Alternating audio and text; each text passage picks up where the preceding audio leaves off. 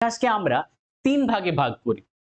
সেই তিন ভাগের ভাগ হচ্ছে একটা প্রাক ঐতিহাসিক যুগ, প্রাক ঐতিহাসিক যুগ, যুগটা লেখা হয়নি, তোমরা লিখে নিতে পারো, আমি লিখিনি, মুখে বলছি, প্রাক ঐতিহাসিক যুগ।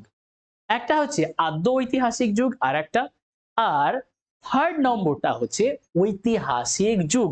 এই যে তিনটে যুগ আছে, দেখো তোমরা তিনটে যুগ ঠিকঠাক দেখতে পাচ্ছ, আমি এদিক ওদিক করে সরছি যাতে তোমরা দেখতে পাও, তোমাদের জন্য দেখতে কোনো অসুবিধা না হয়।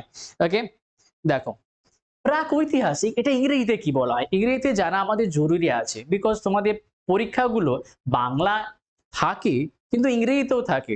কোনো কোনো টার্ম বাংলাতে যদি তোমরা না বুঝতে পারো তাহলে ইংরেজিতে বুঝতে পারবে।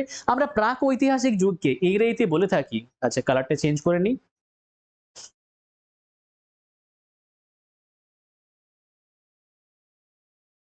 এটাকে আমরা বলে থাকি প্রি